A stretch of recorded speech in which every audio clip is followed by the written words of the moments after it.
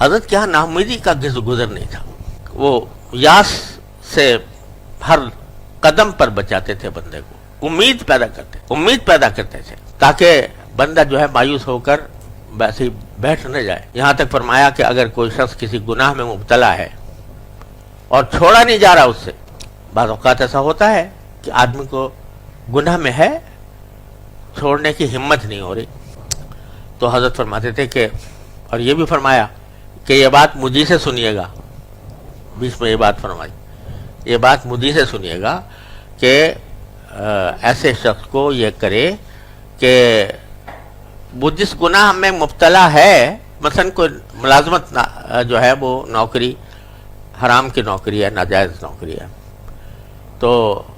اس پہ ناجائز نوکری میں مبتلا ہے تو ظاہر ہے کھانا بھی حرام ہو رہا ہے، پینا بھی حرام ہو رہا ہے، سبھی کچھ حرام ہو رہا ہے۔ تو حضرت فرماتے تھے کہ اور چھوڑ جا نہیں رہا، بیوی بچے ہیں کہاں سے کھائیں گے وغیرہ، تو حضرت فرماتے ہیں کم از کم اتنا کر لے کہ توبہ کرے، استغفار کرے، ہر روز توبہ کرے، ہر روز استغفار کرے، یا اللہ جو آج میں نے ملازمت کی، جو کچھ کمایا ناجائز طریقے سے کمایا، لہذا مجھے معاف کر دے۔ یہ کرتا رہے، اپنے آپ کو گنہگار کہتا رہے، سمجھتا رہے، اور ساتھ ہی دوسری کوئی ملازمت تلاش جاری رکھے طلب صادق کے ساتھ، اس طرح کہ جیسے ایک بے روزگار آدمی تلاش کرتا ہے، اس طرح تلاش کرے، تو اللہ تبارک و تعالیٰ یا تو اس کے لیے کوئی اچھی صورت نکال دیں گے، یا کم از کم حضرت فرماتے ہیں کہ وہ شرمندہ گناہ گاروں میں شامل ہوگا، بے باک گناہ گاروں میں شامل نہیں ہوگا۔ زمین و آسمان کا فرق ہے دونوں گناہ گار میں۔ ایک وہ گناہ گار ہے جو بے باک ہے، اس کو پرواہ نہیں ہے کہ میں کیا کر رہا ہوں، کتنی معصیتوں میں ہوں، کتنے گناہوں میں ہوں، کبھی خیال بھی نہیں آتا، اللہ بچائے۔ وہ ہے فسق،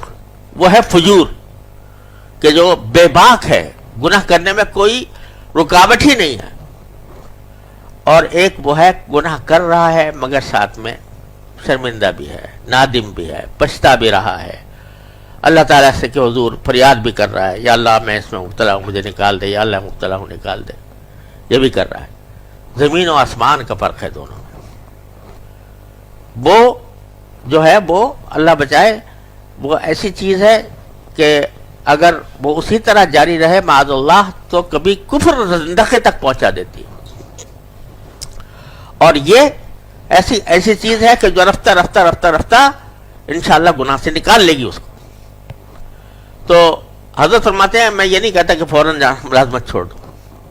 اگر فتوے کی بات کرو تو کیا ہوگا بتاؤ مفتی صاحب، ہیں چھوڑ دو، سمجھے نا؟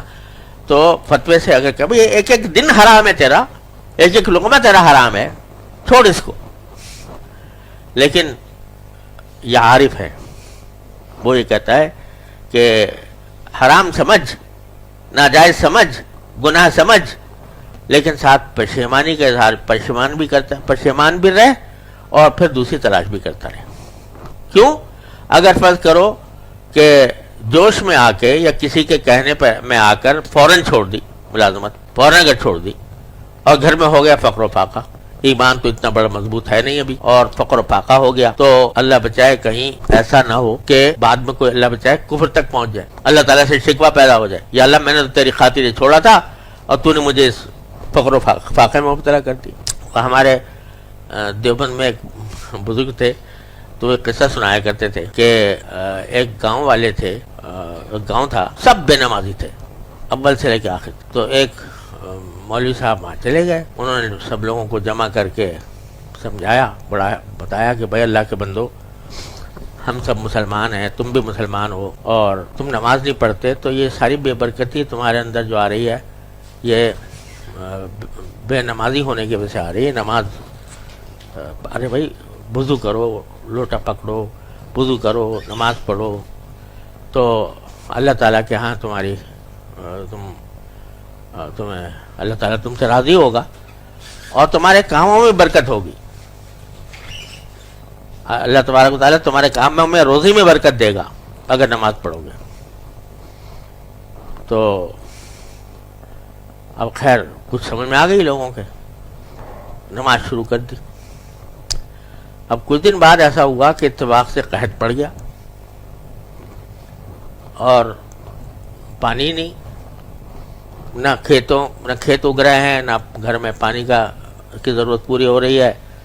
پریشانی بھی لائق ہو گئی. تو اللہ بچائے، انہوں نے کہا یار یہ تو مولوی صاحب نے جو کچھ کہا تھا اس کا الٹ ہو گیا. مولوی صاحب تو کہہ رہے تھے کہ بھئی تمہارے برکت ہوگی، فراوانی ہوگی، اور یہ کچھ نہیں. جب چھوڑو یہ سب قصے کو، نماز چھوڑ کے بیٹھ گئے. تو خیر پر کسی طرح کچھ جمع ہوا. تو اب جب کبھی کوئی آدمی کسی سے ناراض ہوتا اور کہتا کہ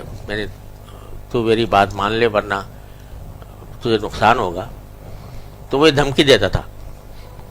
کہ اٹھاؤں لوٹا، کروں وضو، پڑھوں نماز.